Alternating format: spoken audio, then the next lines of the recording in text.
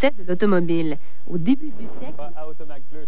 En premier lieu, cette semaine, je vous propose de faire l'essai d'une voiture qui est devenue une véritable légende depuis son lancement en 1953. Reconnue comme étant la voiture sport américaine, elle appartient à un groupe assez exclusif, les voitures de 300 chevaux et plus. Vous l'avez deviné, il s'agit bien sûr de la Chevrolet Corvette.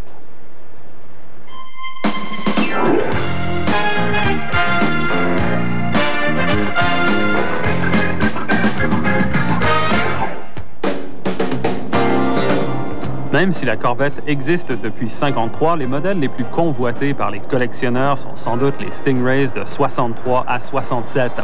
Ces voitures ont véritablement défini l'identité de la Corvette comme étant la voiture sport américaine. Pour les voitures sport, deux choses sont essentielles, la performance et le design de la carrosserie, et de ce côté-là, la Corvette n'est pas en reste. Pour ce qui est du design, la voiture est dotée d'un capot moteur très long qui évoque un moteur très puissant. Aussi, la partie arrière est très large et haute.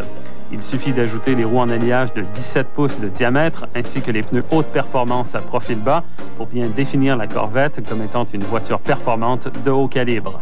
Pour ce qui est de la construction et de l'assemblage, les panneaux de carrosserie de cette voiture sont réalisés en matériaux composites montés sur une cage en acier galvanisé. En pivotant le capot vers l'avant, on s'aperçoit rapidement que la Corvette produit ses 300 chevaux à la manière d'autrefois, c'est-à-dire avec une immense cylindrée.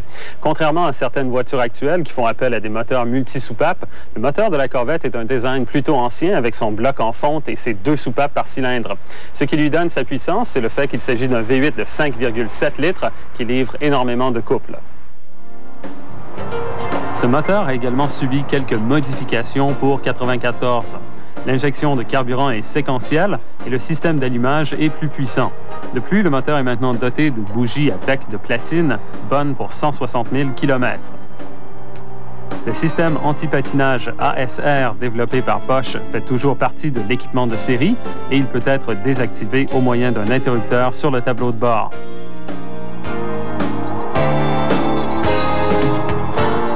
Avec la transmission automatique à 4 rapports, vous pouvez vous attendre à un temps de 6,6 secondes pour le 0-100 km/h, ainsi qu'à une consommation de 14,4 litres au 100 en ville et 9,2 sur la route.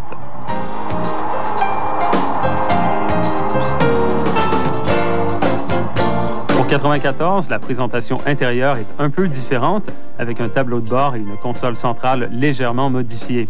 Pour ce qui est des instruments, c'est toujours un partage entre les jauges numériques et analogues. Aussi, il se produit un beau spectacle de lumière à chaque fois que l'on démarre le moteur. Les sièges sont nouveaux également et la sellerie de cuir fait maintenant partie de l'équipement de série. De retour sur la route, les immenses pneus asymétriques et unidirectionnels procurent beaucoup d'adhérence. La direction à crémaillère assistée est très rapide et la voiture réagit rapidement dès l'entrée en virage. L'inconvénient, c'est que la voiture a tendance à louvoyer légèrement sur les routes inégales ou bosselées. Les suspensions de la Corvette peuvent être calibrées selon 3 modes différents. Le mode performance, qui ne convient qu'à des pistes de course puisque c'est beaucoup trop rigide pour des routes conventionnelles. Le mode sport, qui est le compromis le plus acceptable. Et le mode touring, avec lequel la Corvette semble littéralement flotter sur la route. Malgré le fait que les suspensions de cette voiture sont ajustables, le niveau de confort n'est pas très élevé puisque vous allez entendre pas mal de bruit de caisse dû au fait que les panneaux de carrosserie sont en plastique et qu'ils sont montés sur une cage en acier et que tout ça vibre pas mal. Aussi, j'ai eu l'occasion de conduire cette voiture sur une piste d'essai plus tôt cette semaine et je peux vous dire que malgré ces immenses pneus, la Corvette est maintenant facilement dépassée par des voitures plus actuelles comme la Toyota Supra et la Mazda RX-7. Avec un prix de 43 898 $ pour le coupé de base et un prix de 49 148 $ pour notre voiture d'essai, la Corvette est une voiture assez chère et elle appartient à un groupe exclusif de voitures de performance. Du côté des plus, le look unique et très sportif, le moteur de 300 chevaux et le niveau d'équipement. Pour les moins, les bruits de caisse, l'espace cargo limité, la qualité de la finition et la tenue de cap. Aujourd'hui, il est possible de prendre le volant de plusieurs voitures concurrentes qui ont le même niveau de performance tout en offrant plus de confort. Cependant, ces voitures ne partagent pas nécessairement l'image ou l'attrait particulier de la Corvette, donc ce n'est pas une voiture pour tout le monde. Les réactions qu'elle provoque sont très personnelles, soit positives ou négatives. À vous de choisir.